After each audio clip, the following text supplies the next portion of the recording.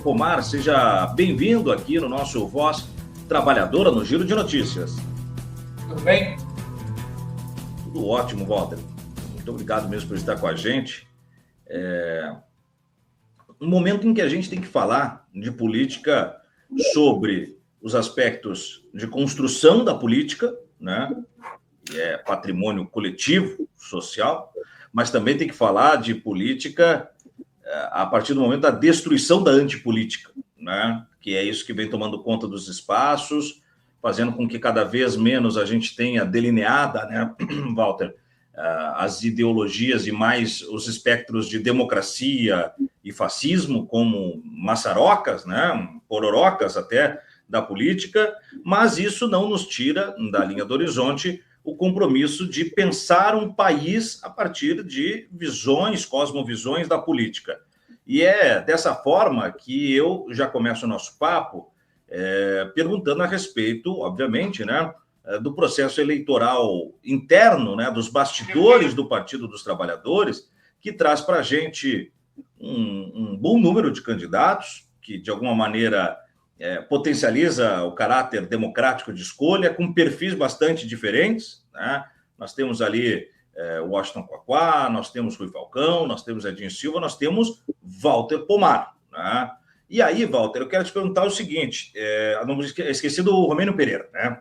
Para fazer jus aqui, esqueci do Romênio Pereira. O que eu quero te perguntar como é que você define, em linhas gerais, para a gente abrir o nosso papo, esse processo interno de uma renovação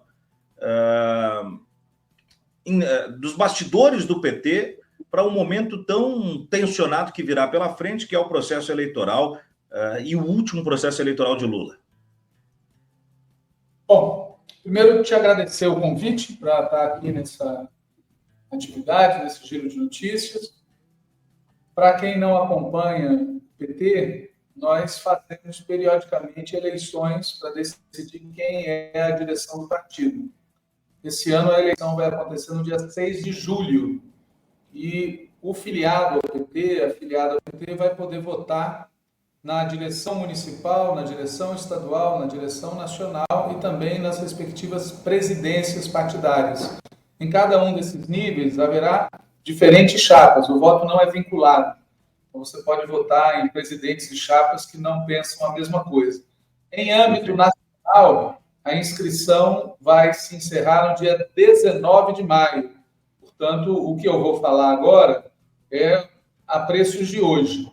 A preços de hoje, a gente tem 8 chapas e 5 candidaturas, das quais 3 já estão inscritas e 2 prometeram se inscrever no dia de hoje. A candidatura do Washington Quaquá e a candidatura do Edinho Silva.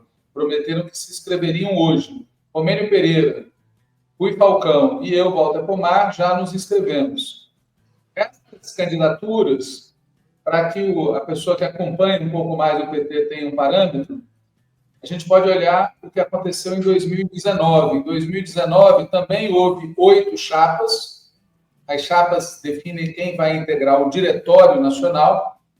E houve, naquela época, 3 candidaturas. A minha candidatura, a candidatura da Margarida Salomão, que corresponde mais ou menos à candidatura do Rui Falcão, e a candidatura da Gleisi Hoffmann, que naquela ocasião recebeu o apoio do Romênio Pereira, do Washington Quaquá e do Edinho Silva. O que significa dizer que a novidade nesse processo é que o grupo que isoladamente é maioria no atual Diretório Nacional, o grupo que em 2019 elegeu a presidenta do partido, rachou, explodiu em vários setores. E isso tem a ver com a questão que você fez.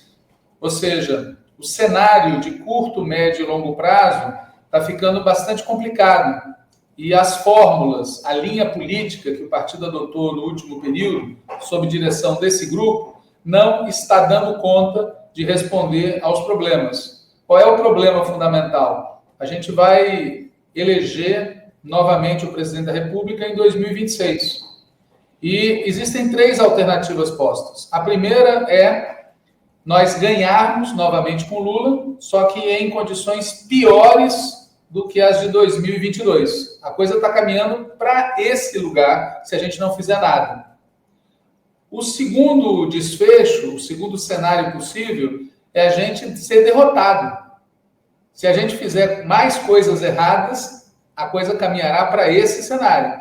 Existe uma hipótese da direita tradicional, da extrema-direita, vencer as eleições.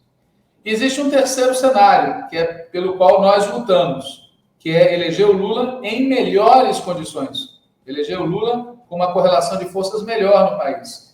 E, no fundo, a divergência que há dentro do PT diz respeito a o que deve fazer o governo, o que deve fazer o partido para que esses cenários aconteçam ou não. Nós, por exemplo, defendemos que o governo mude de rumo e defendemos que o partido mude de rumo em uma série de questões, porque nós achamos que só fazendo essa mudança a gente pode chegar em 2026 não só vencendo, mas vencendo em melhores condições. Na nossa opinião, outras candidaturas defendem uma postura oposta a essa, ou imobilista, de não fazer nada, ou de fazer coisas ainda piores, que podem nos levar ou bem a uma derrota, ou bem a uma reeleição em piores condições. E aí, tanto a derrota quanto uma reeleição manietada, ela é quase que homônima, né? Não vai adiantar muito uma reeleição em piores condições do que se está agora, talvez seja até melhor não estar eleito, porque compromete mais ainda a essencialidade da proposta de um partido popular, de um partido com a sua natureza, que muitas vezes está sendo violada por conta justamente dessas necessidades de costura. Por onde é que passa, Walter, no teu entendimento, esse rompimento com o status que se apresenta agora e que viabilizaria não somente a tua eleição interna, como o direcionamento do partido para este pleito, externamente falando? Veja, a questão chave é o partido perceber que é possível mudar. O que eu noto é que existe uma grande quantidade de militantes do partido que estão conscientes de que as coisas não estão bem, que é preciso dar uma guinada, mas, ao mesmo tempo, existe uma dificuldade muito grande de dar essa guinada, de dar aquele passo que significaria mudar de política. As candidaturas postas, várias delas, continuam repetindo a mesma cantilena. É preciso ampliar a política de alianças, incluindo mais partidos de direita. É preciso insistir na atual política econômica, porque em algum momento ela vai dar certo. É preciso manter uma relação tranquila com o Congresso Nacional, mesmo que eles estejam nos assaltando. É preciso ter uma postura de não polarizar, porque polarizar favorece o inimigo. Esse tipo de resposta é dada por pessoas que, ao mesmo tempo, quando você conversa com elas tranquilamente, elas admitem que do jeito que está, vai terminar mal.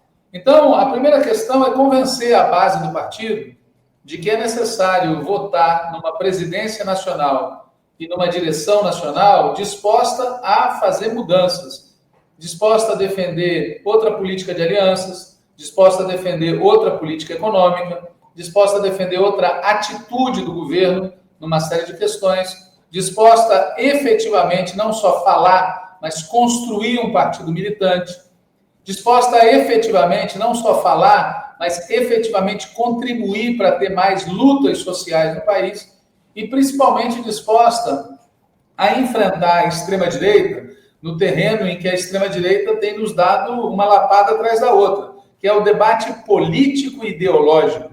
Os caras têm uma narrativa, uma visão de mundo a partir da qual eles articulam o ataque contra nós. E nessa narrativa, nós somos o mal, eles são o bem. Nós somos a ameaça existencial e eles são a existência. E o nosso lado fica na defensiva, porque uma parte de nós deixou de falar de socialismo, deixou de falar de reformas estruturais, deixou de falar de mudanças profundas, deixou de apresentar o agronegócio e o capital financeiro como inimigos do povo, e a gente fica na defensiva como se nós fôssemos os representantes do sistema e como se eles fossem os representantes da mudança, quando, na vida real, é exatamente o oposto. Eles representam o status quo e nós representamos a mudança. Mas para que isso fique evidenciado, o PT, que é o maior partido de esquerda do Brasil, precisa assumir a dianteira na disputa de ideias na sociedade. A gente precisa vincular as políticas públicas que a gente defende à nossa visão de longo prazo, à nossa visão de transformação do país, a ideia de que a gente precisa ter um país que seja efetivamente soberano, que seja um país de bem-estar social, um país com democracia popular, um país de fato desenvolvido e industrializado e um país socialista. Se a gente não for capaz de debater essas ideias, a gente não for capaz de mostrar para a população brasileira que o mundo pode ser muito melhor se ele for muito diferente, vai prevalecer a extrema-direita com as suas ideias reacionárias, com as suas ideias antiquadas, com as suas ideias conservadoras. Eu trabalho para que a base do partido vote com esse espírito. Walter, você toca num ponto, né, dos abandonos pelo caminho, né, de como o Partido dos Trabalhadores foi, de alguma maneira, se desmembrando em termos do contingente que o constitui como uma visão política de mundo. E, nesse ponto, ficam dois arcos que eu queria te perguntar. Você falou, né, deixamos de estipular quem é que é o status quo dominante, hegemônico, ao passo que nós parecemos defensores dessa condição, enquanto a extrema-direita surfa um momento de ser a renovação e tal. Nisso vem uma expressão muito batida e surrada, que é: o PT precisa voltar às bases. O PT precisa voltar às bases. O que seria voltar às bases, efetivamente falando, que o PT não tem feito? E o que você definir que ele não está fazendo, por que ele não está fazendo? Então, veja, a militância do PT, nós estamos falando de 100 mil, 200 mil, 300 mil pessoas, no máximo 600 mil, que são os que vão votar no PED. Esses militantes estão nas bases.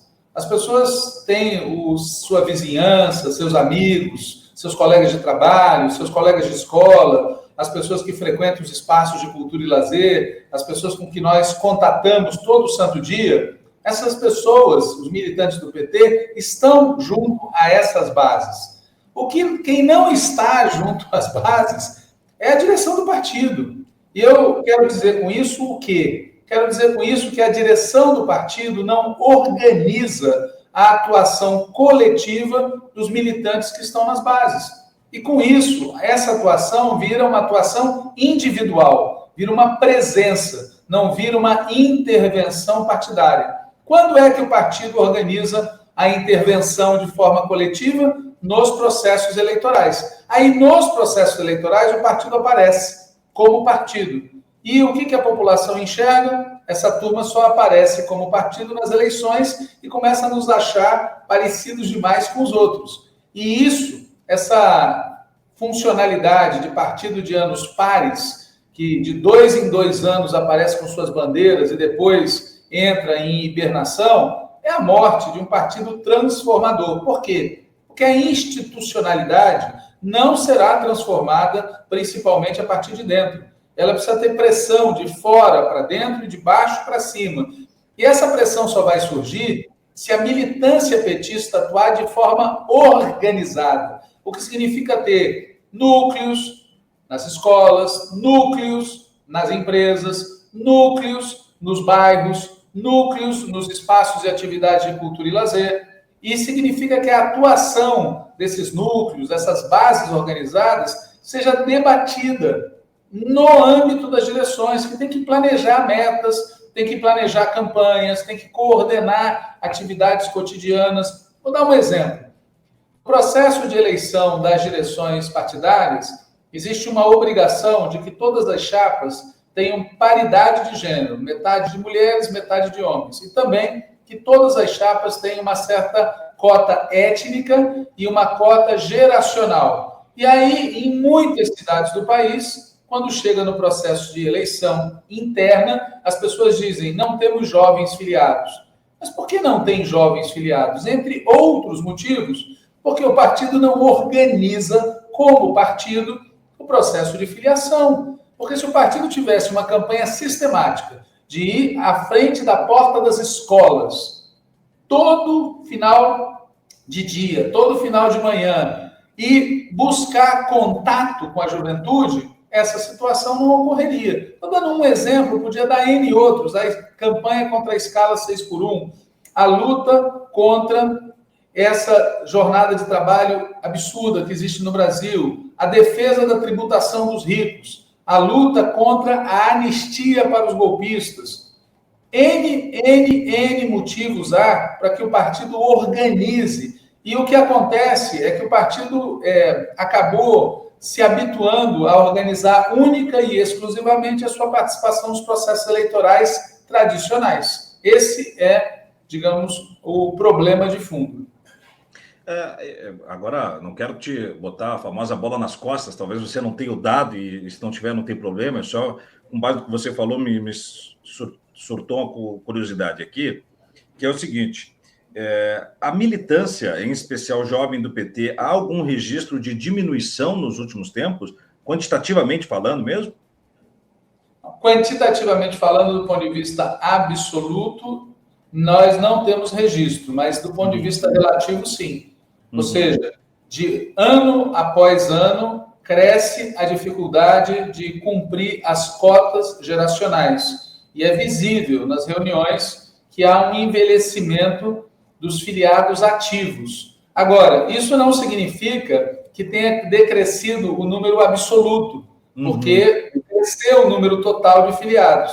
O que é seguríssimo é que entre os militantes ativos do PT, ou seja, aqueles que estão ocupando funções nos diretórios municipais, zonais, estaduais, nacional, setoriais, núcleos, o número de jovens, entenda-se, pessoas até 29 anos de idade, ele vem caindo. Isso vai na contramão do eleitorado nosso. Todas as nossas pesquisas indicam que nas eleições de 2014, 2018, 2022, uma parcela expressiva dos nossos eleitores são jovens. Então, não é que as pessoas, não é que a juventude não participa, não é que a juventude é despolitizada, não é que a juventude não está se mobilizando, é que a juventude não está filiada ativamente ao PT. E o motivo, para mim, não é um só, são vários, mas eu destacaria um motivo, que é o fato de que o PT, do ponto de vista político, ideológico, ele é muito pouco atraente para quem quer virar a mesa da sociedade,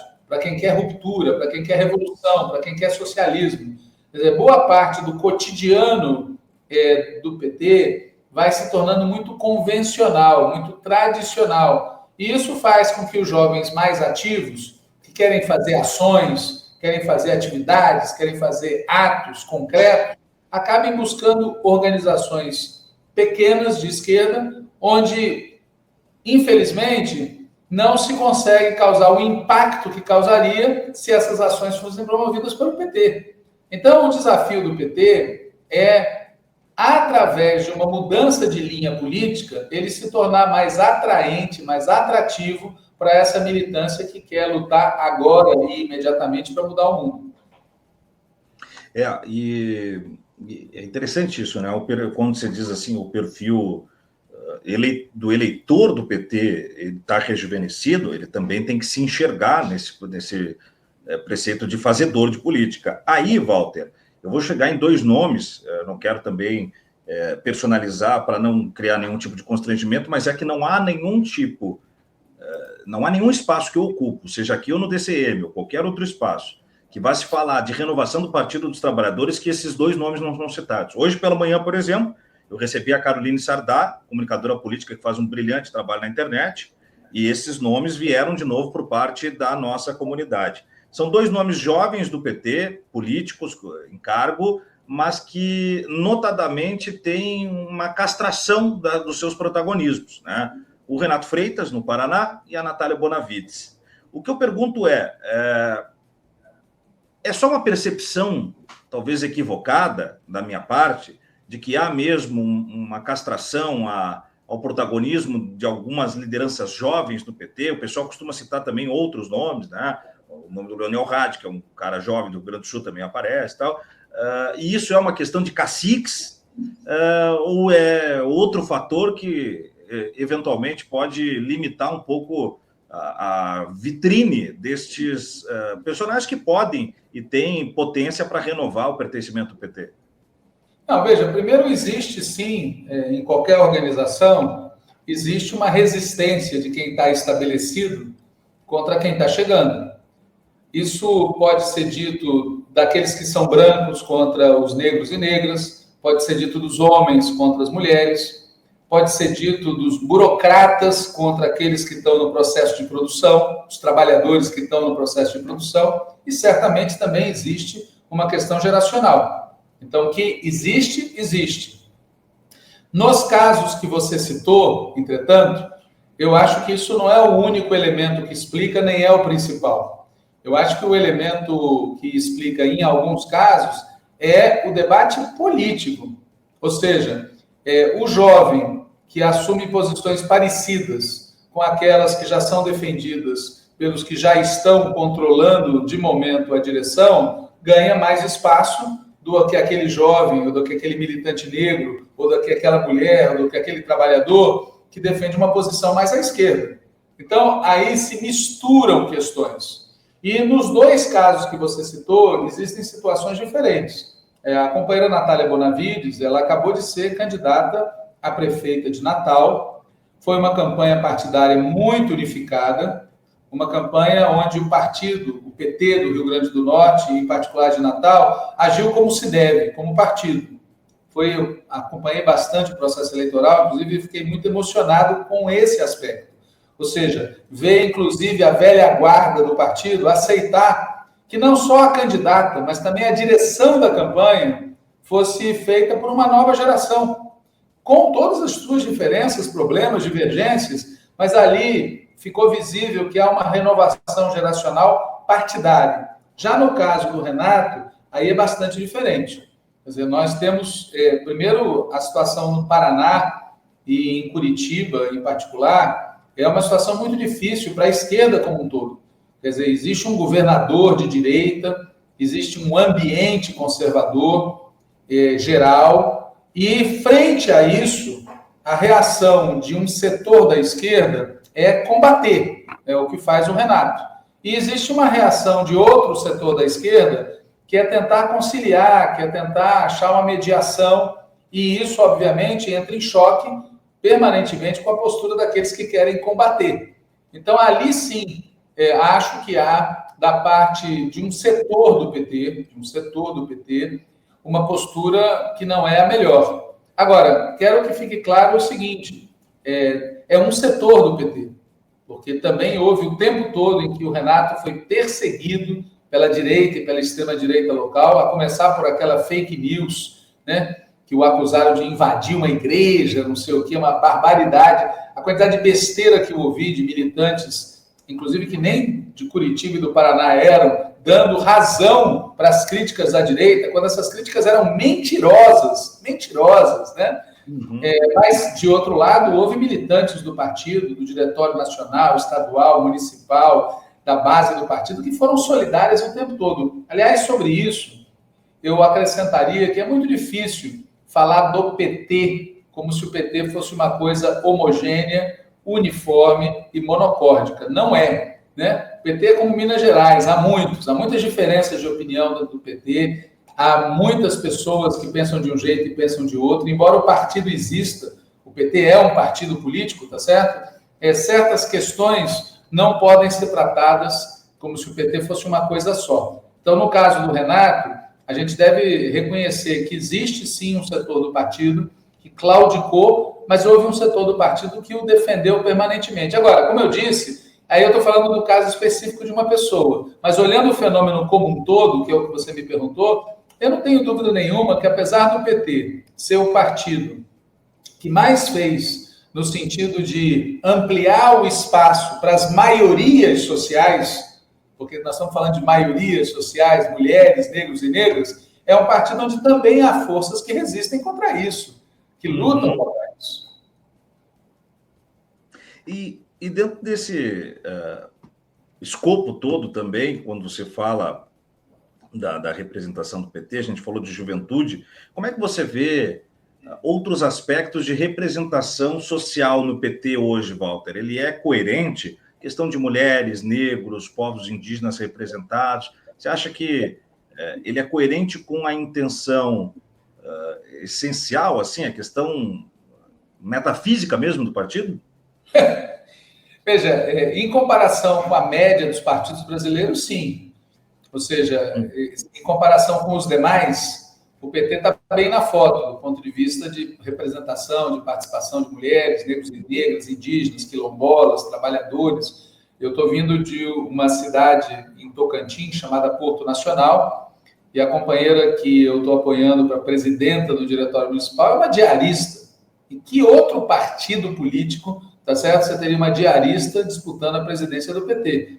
Então, sem sombra de dúvida, em comparação com outros partidos, a gente está muito bem. Agora, em comparação com o que a gente quer para nós mesmos, a gente está muito longe do ideal. E a gente deve perseguir isso. Agora, eu insisto que o problema não é resolvido no plano da representatividade formal. O problema é de linha política. Você, por exemplo, se você quer ter um partido vinculado às classes trabalhadoras, é importante que na direção desse partido, uma parte importante dos dirigentes esteja efetivamente vinculada à classe trabalhadora, ou diretamente, porque estão trabalhando no processo produtivo agora, ou porque são dirigentes de movimentos sociais e estão em contato periódico. E, para te dar um exemplo, não nessa gestão, mas na gestão anterior, a de 2017 e 2019, existia uma única pessoa no Diretório Nacional inteiro, de 94 membros, que era sindicalista na ativa. Você consegue acreditar uma coisa dessas? Eu vou repetir, no Diretório Nacional do PT, eleito em 2017, que terminou seu mandato em 2019, havia uma única pessoa que era dirigente sindical na ativa. Num partido como o nosso, é um escândalo isso. Foi tão escandaloso que no diretório atual essa situação mudou e outros dirigentes sindicais. Mas aí você diz, bom, mas quem estava na direção? Se fizer um censo, você vai encontrar uma quantidade imensa de mandatários de cargos executivos, mandatários de cargos legislativos e seus respectivos assessores, mais dirigentes profissionalizados do próprio partido. Por melhores que sejam essas pessoas, elas não substituem a presença direta de trabalhadores que estão no processo produtivo e de lideranças diretas de movimentos sociais. E é muito ruim que a gente verifique num partido de trabalhadores e de trabalhadoras que estes dois segmentos, repito, trabalhadores que estão no processo produtivo e trabalhadores que dirigem movimentos sociais, que esses dois setores estejam subrepresentados. É um sinal de que o PT vai se burocratizando e se institucionalizando. Continua sendo, apesar disso, um partido incomparavelmente melhor do que todos os demais grandes partidos brasileiros. Porém, tem problema. Ô, Walter, e aí, voltando aos demais processos da eleição interna, né? Como é que se dá agora? Você disse que é no dia 7 de julho, é isso? Me fugiu a data. 6/7. E, bom, em algum momento o partido vai fazer um debate entre os candidatos, vai ter alguma maneira de visibilizar as propostas dos candidatos para o público que é habilitado para votar? Como é que funciona? Então, teoricamente, depois do dia 19 de maio, quando todas as chapas e candidaturas estiverem inscritas, o Diretório Nacional do PT vai organizar pelo menos 10 debates entre as chapas e entre as candidaturas presidenciais. Alguns desses debates serão virtuais, outros serão presenciais. Além disso, os diretórios estaduais e os diretórios municipais do partido devem fazer a mesma coisa. Isso é tremendamente insuficiente. Eu fiz a contabilidade em 2013, em que nós tivemos mais de 500 mil pessoas votando e tivemos menos de 10 mil pessoas participando dos debates. Ou seja, era preciso que houvesse muito mais atividades ocorrendo no país inteiro. Isso que nós estamos fazendo aqui devia se repetir o tempo todo, né? Eu participo de um blog chamado Manifesto Petista. A gente já entrevistou 2 dos 5 candidatos. Aí eu pergunto, O partido fez isso? Ainda não. Ora, é óbvio que a televisão do próprio PT ou da Fundação Perseu Abramo poderia fazer uma programação de maneira que todo santo dia houvesse um debate entre as chapas, entre as candidaturas, um debate temático, mas, infelizmente, o processo é muito mal feito, muito mal organizado. Isso tem relação com o fato de que, como o atual grupo majoritário, que controla 42%, 43% do Diretório Nacional, está engalfinhado numa luta interna pública, com ataques e acusações entre eles, o trabalho de organizar o processo eleitoral e fazer com que o processo eleitoral seja útil, ou seja, permita que os filiados entendam as diferentes visões que existem sobre o mundo, sobre o continente, sobre o país, sobre o governo, sobre o PT, sobre o socialismo, ao invés de estarem focados em organizar isso, eles estão focados até o momento em saber se vão ter uma ou duas chapas, se vão ter um ou dois candidatos a presidente, nas acusações mútuas, e isso é danoso para todo o partido. Né? Mais um motivo, na minha opinião, para que eles deem um tempo, tirem férias e sejam substituídos por outros na direção do partido.